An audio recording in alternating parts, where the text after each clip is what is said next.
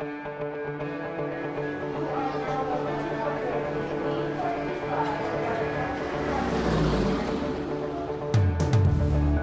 is EF Outbound, a podcast that showcases transformative travel stories that defy our expectations, challenge our assumptions, and teach us something new about the world and ourselves.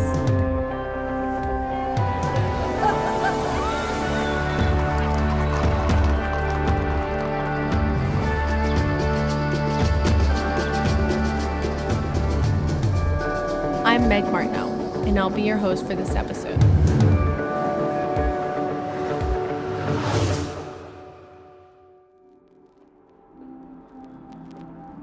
Today, we're telling you a different kind of travel story.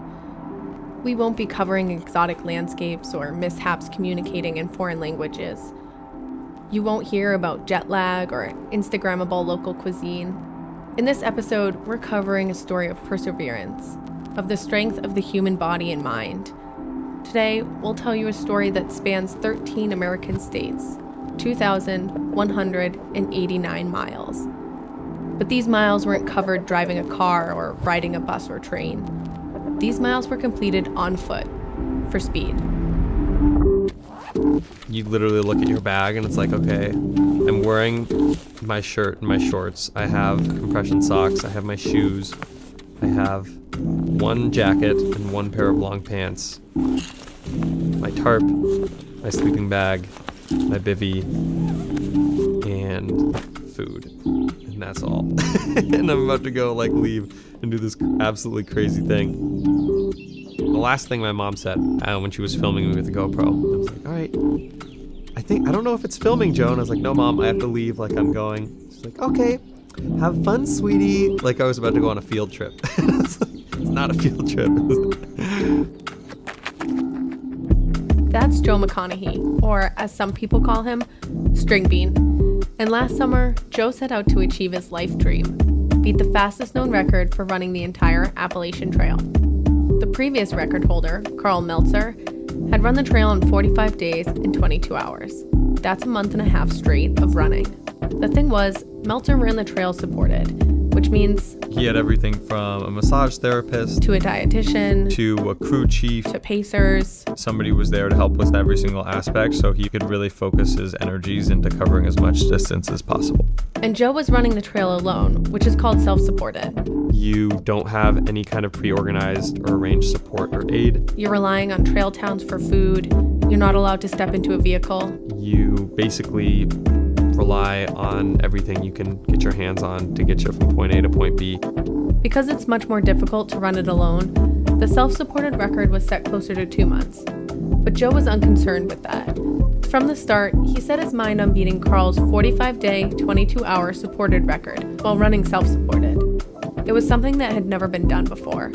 Something that seemed almost impossible because it took Carl Meltzer 3 times to beat the supported record.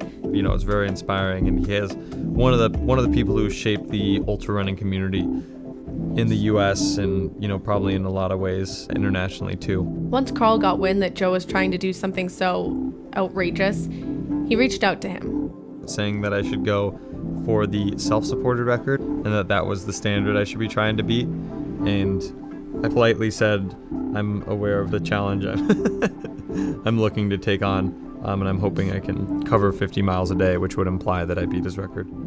Imagine waking up every day for a month and a half and racing the clock to run about 2 marathons, up hills and mountains, over boulders and across rivers. Your mind kind of changes for how you perceive things.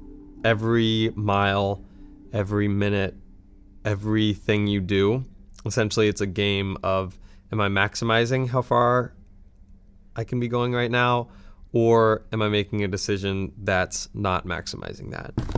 Before he left, he had to mail himself boxes of food and gear to pick up along the way. These are called resupply packages. Where I'd be getting a new pair of shoes occasionally. New shorts. New shirt. New socks. Also, new maps, because, you can't carry paper maps the whole time because it gets to be too much weight, so you need to mail yourself the right maps. And he sent them to certain stores or post offices in towns along the trail. These towns are known as resupply towns. To bring it back to step one, you have to know how much food you're going to eat based on how much ground you're going to cover each day. So I estimated around 8,000 to 9,000 calories per day. Then when I judge the elevation profile and relative difficulty of each state, you estimate how many miles you're going to do that day, which when you pile that and compare that to these resupply checkpoints, you come up with like the optimal resupply strategies. So I was going and visiting towns that were generally between 100 to 200 miles, so 2 to 4 days typically. I'd essentially wake up and say, all right, I have 14 hours today. Judging by the terrain, I'm going to be able to go 4 miles an hour. Perfect. That's pretty easy. That's 56 miles. That's a great day.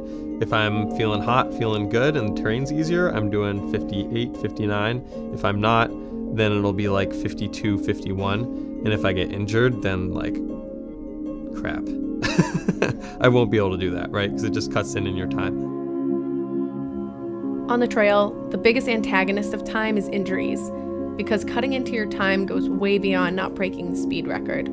If you slow down, you could be late getting into a resupply town, and the store or post office you've shipped your food and gear to may now be closed. And then that would affect future resupply packages, because when you're looking down the line, a lot of times they line up where it's, a 100-mile or 150-mile between resupply spots. So they land around the same time of the day approximately. So if I missed one, then it was likely that I'd jeopardize the next one. Or in an even worse case scenario, you may not get to the town on the day you predicted at all, which means you have to go without food until you get there.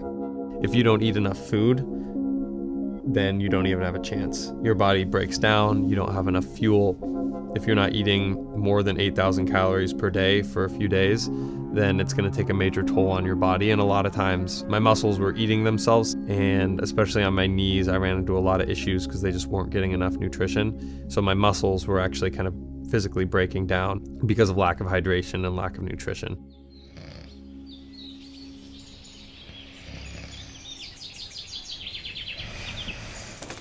A typical day was you wake up at 5, you wonder where you are and what you're doing. Then you realize you have to eat as much food as possible.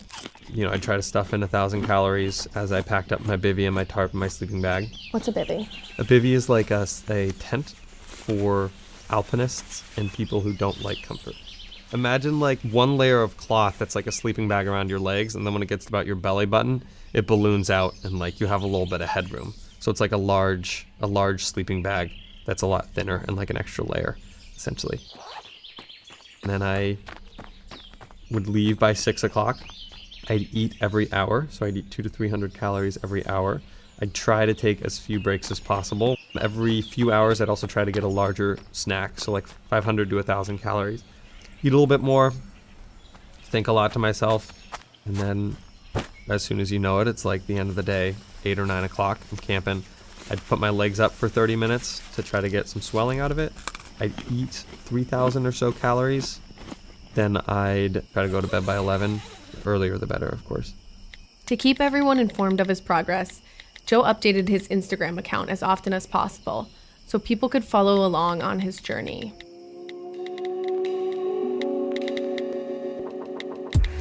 Day 1, Springer Mountain to Low Gap. Was ready to go a few extra miles, except I sprained my right ankle. Twice. It is swollen but still runnable. Georgia is sticky. Shout out to Mom and Dad who flew all the way. The coolest thing about the Appalachian Trail is it's just built in like what you may call the heartland of America in a lot of ways, because you're just going through all these rural areas that kind of has like a mixed private public sector where it's like beautiful parks, forests, trails mixed with farms, small towns, houses in the middle of nowhere. Day 16. Daleville, Virginia to Harrison Ground Springs Campground. 14 hours, 40 minutes, 44.7 miles. Injury update. My knee is now swollen and not letting me run. So I took the day of running and hiked instead. It is amazing what you can accomplish when you're diligent and directed. Old country roads that, lead to some random cow field that it looks like nobody's been to in 10 years, but there's cows there, so somebody's been there. Day 21, Virginia Highway 638 to 4 Mile Campground, 15 hours, 34 minutes, 41.6 miles. I did it. I botched it. My first botched resupply. At mile 1001.8, I was supposed to pick up my 6th resupply box. This box was located at Bear Den Hostel. And you just see these beautiful rolling hills, you know, old forests, new forests. There's these things called patches. Max Patch is one of them, where it's literally just a field on top of it, a huge hill surrounded by forests, which just doesn't feel, it can almost feels like you're in the Alps in some ways, which is kind of weird. Record attempt update. At halfway, I came through in 22 days, 3 hours, 16 minutes, putting me at 49.48 miles per day. Carl Meltzer's record stands at 45 days, 22 hours. I'm on track to... And as I kept going more and more north, you hit some really nice sections, some really flat sections, and I just kept gaining time. Essentially, my goal was to do 50 or more every day. It was like a big win for me. And I was doing 55 days, I was doing 58 days, I even hit 60 on a day.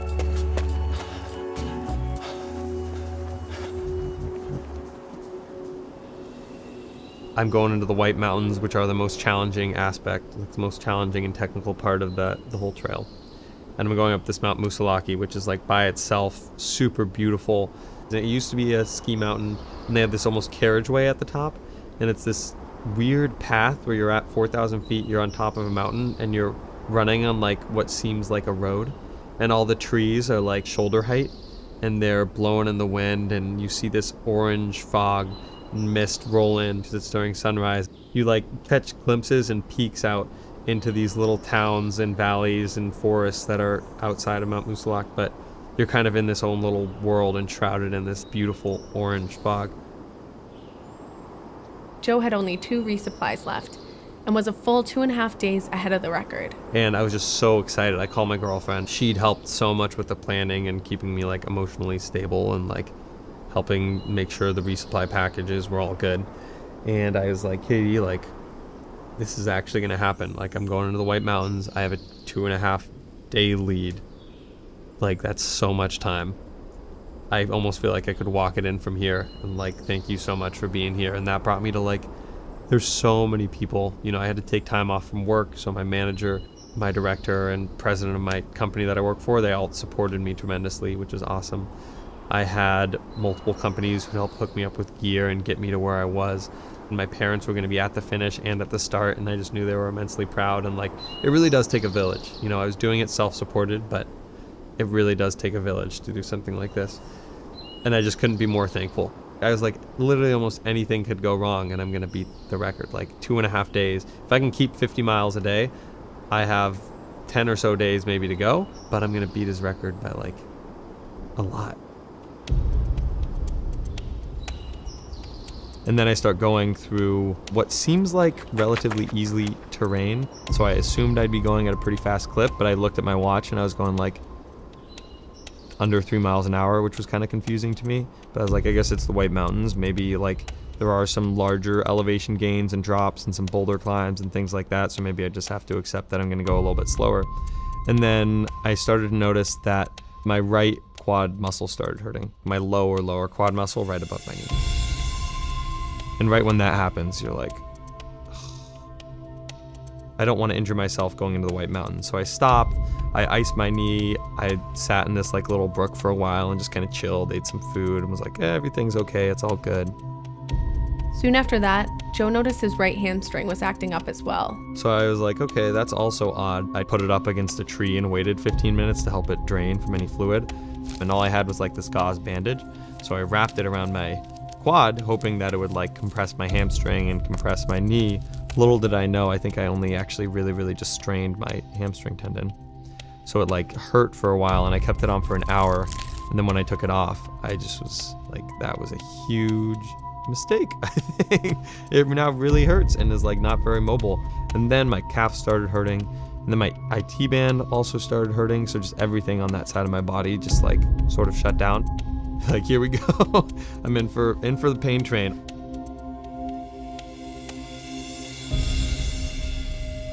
As Joe continued on to the White Mountains with an injured leg, his 2.5 day lead started getting smaller and smaller. I had to cut my days shorter because it would really start to hurt towards the end of the day, and I didn't want to sustain like true long-term injuries. And I'd also try to sleep more and rest more.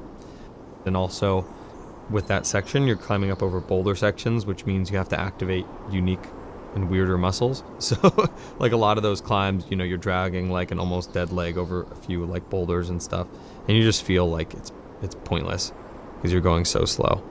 And so when I kept looking at my watch and I kept thinking I was off, like my map was off or my watch was off, because I almost like couldn't compute how slow I was going.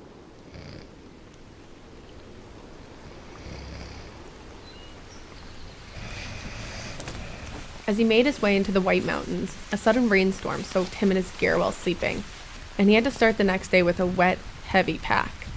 Over the next few days, he remained optimistic that he'd continue to make up ground, but his expectation was not meeting reality. Like I'd always think I had 2 tough hours, right? Or 3 tough hours, but it's just a few hours. Like I'm still going to be able to pick it up and go 3-4 miles an hour and end up going 40 miles today. And then when you get to the end of the day and it's like you went 28 miles, it's very just disheartening, I guess is the best way to describe it. At this point, Joe was so behind on his mileage, he was way off schedule picking up his next resupply package, which left him with days to go until the next one and not enough food. Luckily, he was running through something called the Hut Traverse, where there are a number of huts hikers can stop at to get free food. And they have really delicious baked goods. So I'd sustain myself with baked goods and then buying additional baked goods and packing them in some plastic bags and carrying them with me and hoping that it would be enough for dinner. So I was essentially eating all baked goods. I think I had a few granola bars still left, but I was only eating a few and some salami. So it was pretty much living off like baked goods at these huts and soup. Day 38, Liberty Springs to Saco River, 12 hours, 50 minutes, 25.1 miles. Okay, now I'm worried. Today is the most self-conscious I've been about my capabilities. I knew the whites were hard, but they've been beating me up. The hamstring is really bothering me and my quad is still a liability. It's definitely slowing me down. I need some positivity. I still have a lot of the whites to go. I go over like the presidential terrain, which is amazing, presidential range. So you hit like Mount Washington, Mount Lincoln, all these other kind of really, really picturesque areas. And for a lot of people, that's like the most amazing part in their AT experience. So I was going through these, seeing beautiful things and feeling very terrible things. At the backside of Mount Lincoln, which if anybody ever hikes Mount Lincoln, you'll see that it is a miserable boulder field. You can't really tell where the trail is because it's all boulders. So half the rocks are like loose, and you want all the rocks to be sturdy because it makes you run a lot faster. You have to walk if they're not sturdy. So I'd kind of like hop, skip, run over these different rocks, and I trusted a rock that it was going to be sturdy, and it slid a little bit. As I stepped on it, I'd slid into 2 other rocks that caught my foot. As I was face down on the trail, completely laid out, I couldn't lift myself off the ground. So I had to get up in this weird push-up position and tried to contort my body all these different ways and was there for maybe like 3 or 4 minutes. And I gave up a few times, just being like, screw it, I'm just gonna lay here.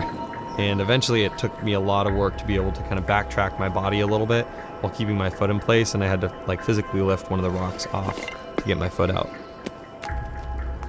Battered, hungry, but not beaten, Joe made his way out of the White Mountains and into town for his extremely necessary resupply package. I show up to this place called the White Mountain Hostel, and I show up and it's my second to last resupply. And the guy tells me that there's no resupply under my name there. And so I'm like, okay, but like, it should have been sent, but and arrived on Monday and it's a Friday.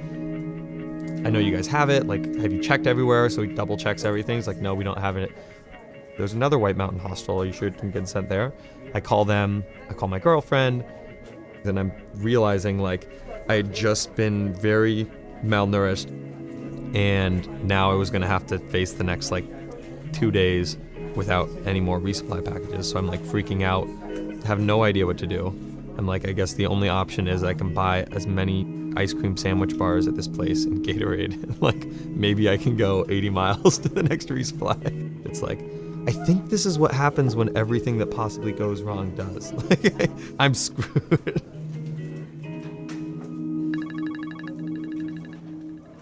Turns out they just mislabeled the box. And I spent about an hour, which is about like 4 miles, freaking out about this and really getting very, very nervous. With his resupply package in hand, Joe was able to take off again. But that giant lead he had back at the start of the Whites, before the injuries, before the malnourishment, had now dwindled considerably. I lost essentially over like 60 miles.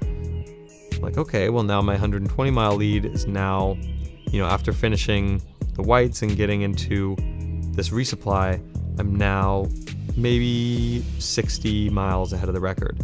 Okay, that's more than a day. That's almost 2 days. That's like, I can still do this for sure.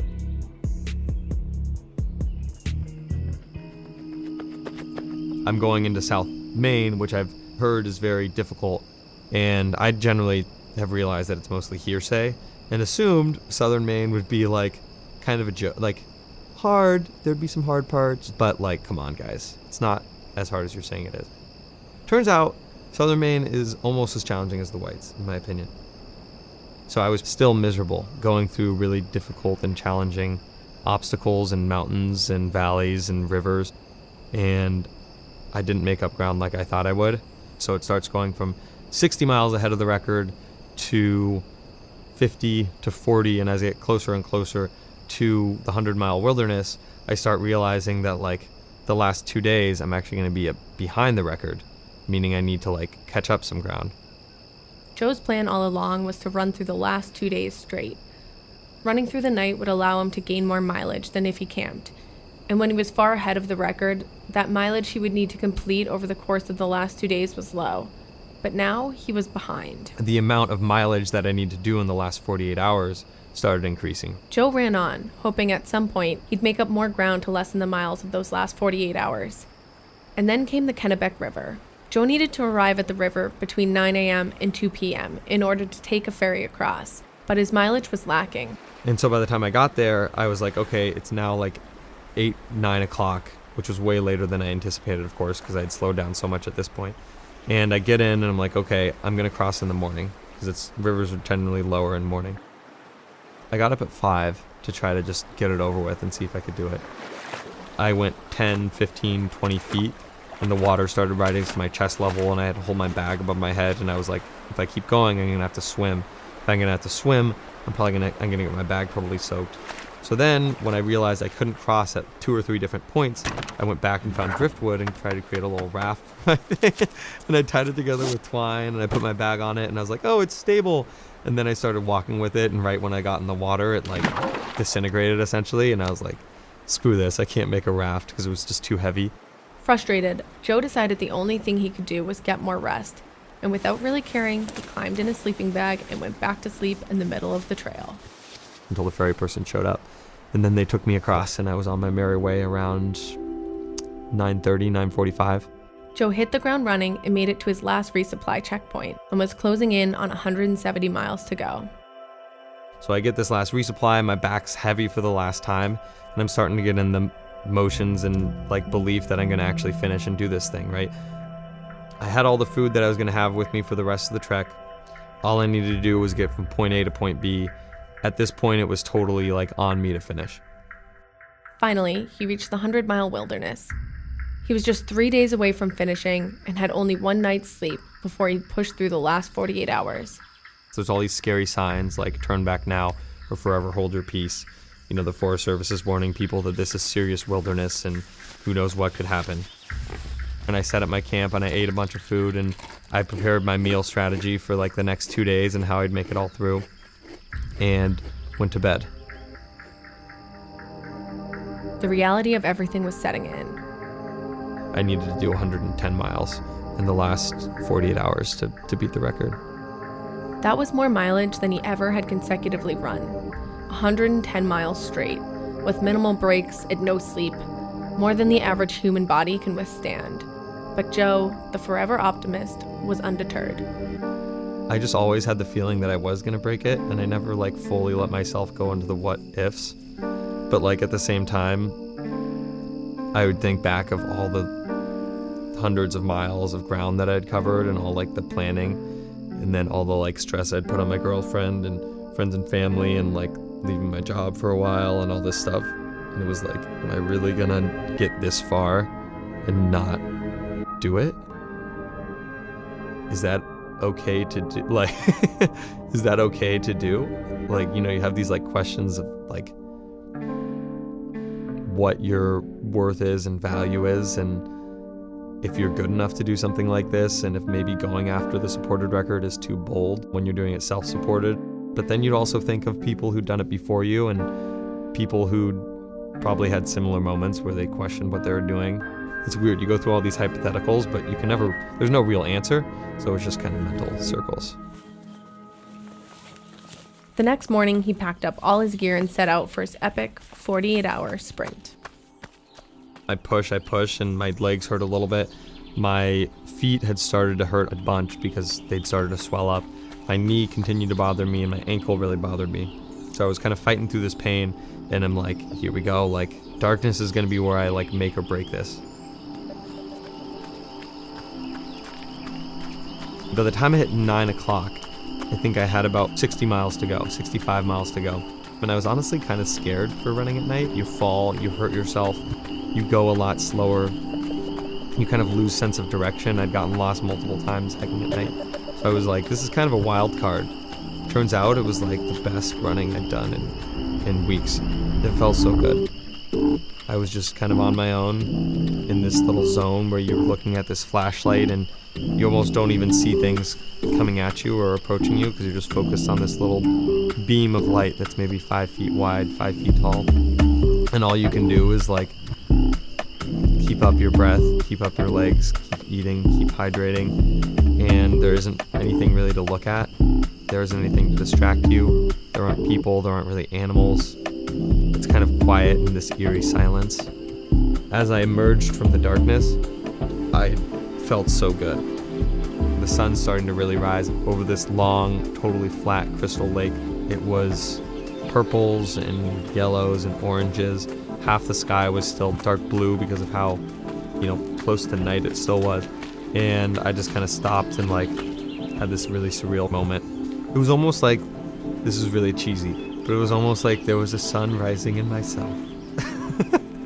In some ways that's actually a perfect description because like the sun, it's something that seems imminent.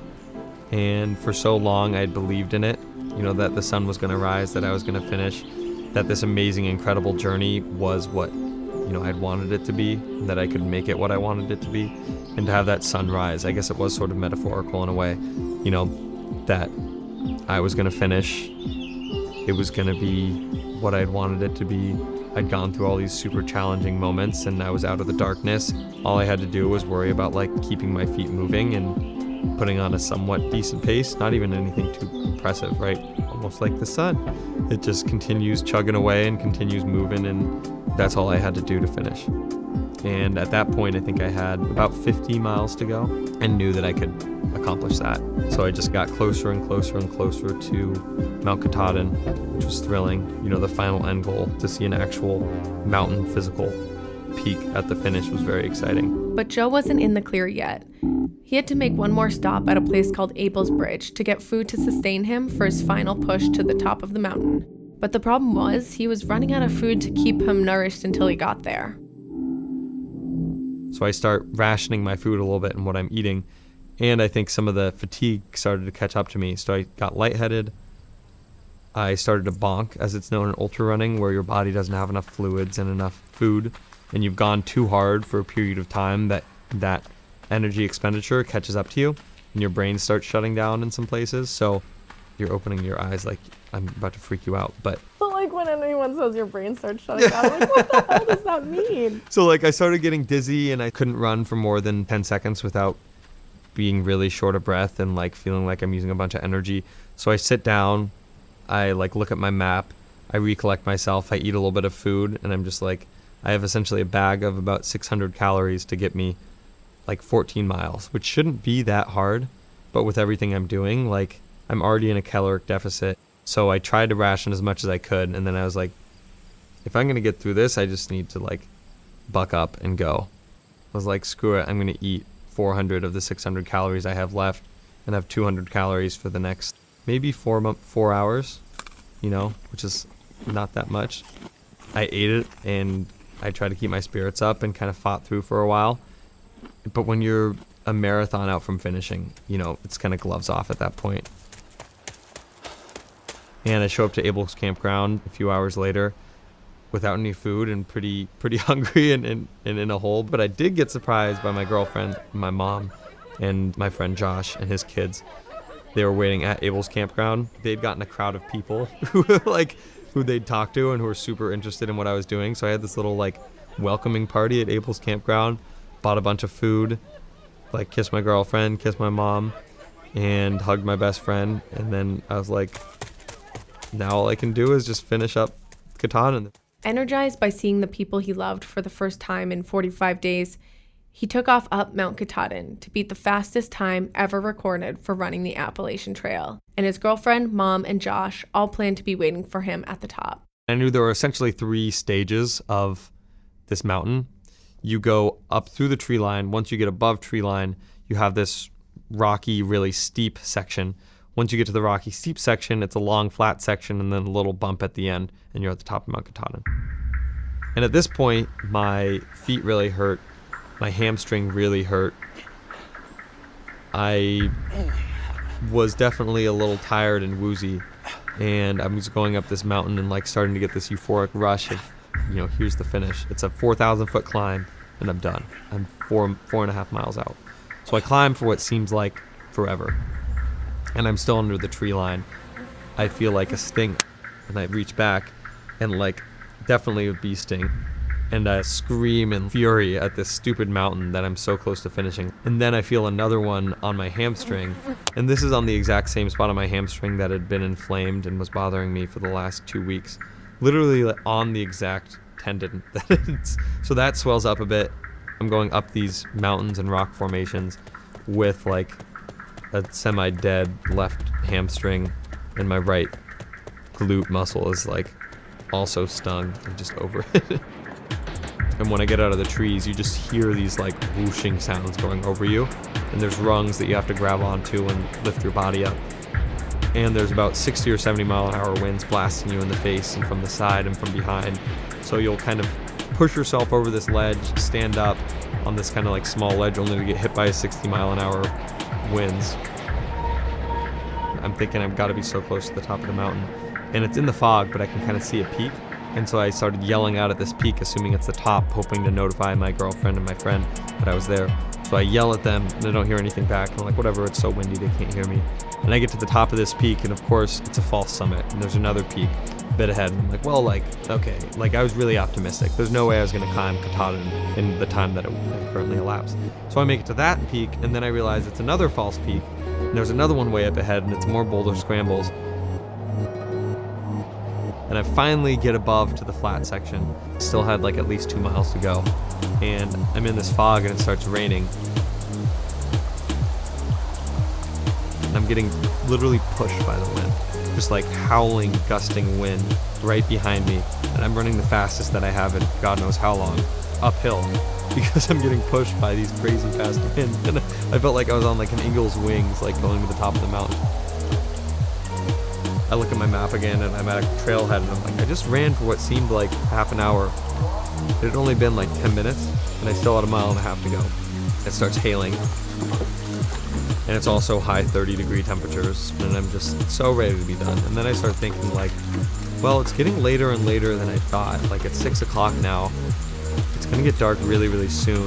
This could be a kind of dangerous situation. I knew I was going to break the record, but it was just am I going to be able to do it safely? It was, in fact, dangerous. So dangerous that Joe's mom actually had to leave the top of the mountain while waiting for him. But his girlfriend and best friend decided to stick it out. It gets colder, it gets hailier. Finally, the peak's there, and I get to the top, and it's just a crazy moment. I've been dreaming of this, I'd cried about it, I'd laughed about it, I'd planned for it. So much work had gone into doing the Appalachian Trail. It was this culminating moment. And I get up there and I just sit to myself and stare around for a few minutes. Joe had officially beaten the record by 10 whole hours. We're all in shock and don't really know what to say to each other, and it's almost so windy that you can't even talk. So I yell a few things and then they yell back. And I just sit there and like put my hands on my knees and cry. And just think about everything and nothing at the same time. You know, it was just an overwhelming emotion and state. That was a very short period of time. It only lasted about a minute. I realized it was 6:45 and we were on a cold, miserable mountain and we probably still had another 2-hour descent. And so by the time we made it back to the car and to the campsite, it was about 9:30. We were totally spent. I crawled into my like wet sleeping bag that had gotten soaked from the climb up. We had marshmallows and s'mores around a campfire, and I wanted to sit up and like talk for hours, but I was just so overwhelmed and done and tired that I passed out pretty early and was done and slept and, you know, finished and completed the Appalachian Trail. I essentially believed that I'd be able to do the Appalachian Trail and run it being self-supported, but no one had ever done anything like that before. And to have finished and be done, you know, is like this awesome like validation of a dream and of a goal, which is very, very cool to have. You get so many people reaching out to you who are just mind boggled by like how anyone could ever do something like this. And that makes you kind of realize how a little crazy and psycho what you did actually is, and makes you, I think, appreciate and put into perspective what you managed to accomplish. So I was very, very proud of what I've been able to do. It was definitely the adventure of a lifetime. There are so many like memories and people that I've met and boundaries that I've crossed for myself personally that it's unforgettable, truly.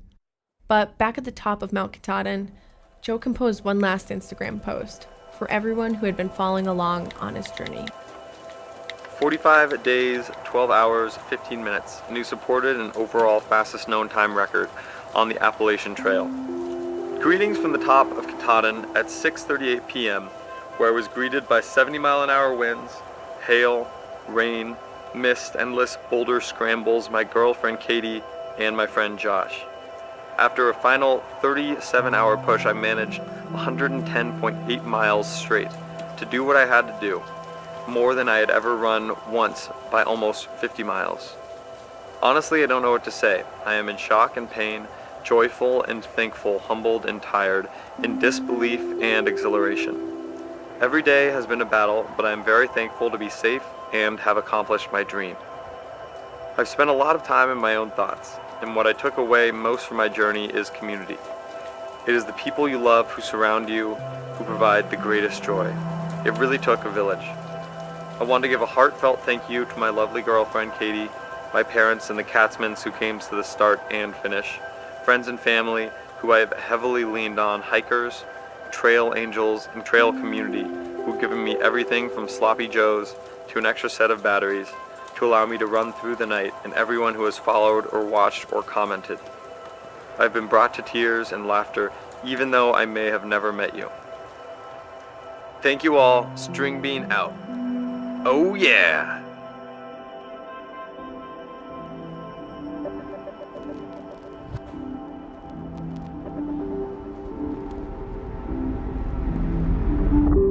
EF Outbound is brought to you by EF Education First, the world leader in international education. This episode was hosted and produced by Meg Martineau, with help from me, Shelby Elatmani. It was sound designed by Billy Woraznik. For more information on the podcast, head over to ef.com/podcast, and if you like what you hear, don't forget to subscribe. If you want to share your own transformative travel story, email us at outbound@ef.com.